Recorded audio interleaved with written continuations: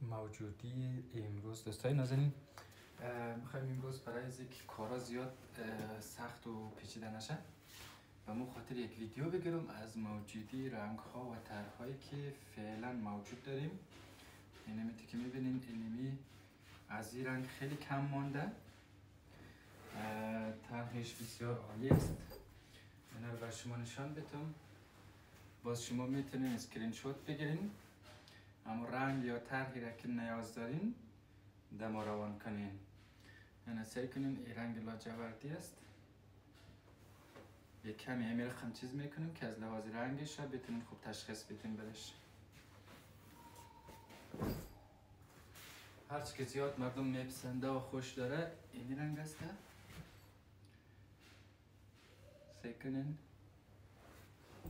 یه تکان میدم به خاطر از اینکه بتونین رنگش دقیق تشخیص بدین.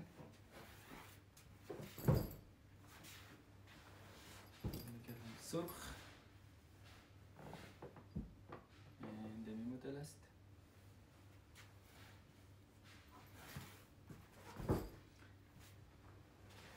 بازم یک طرح جدید، طرح دیگه از رنگ سرخ که بتونین خوب ببینین.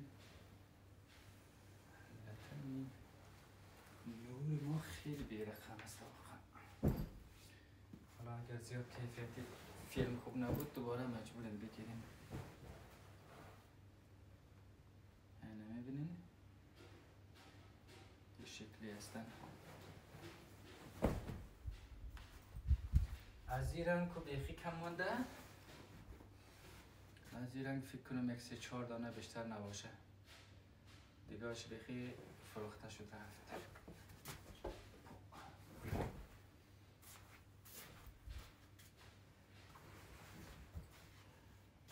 این رنگ تیک تاک مانند.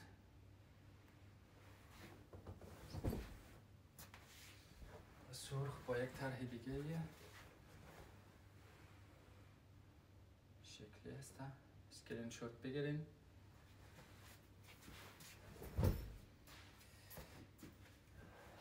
این رنگ خیلی کسا خوش دارن.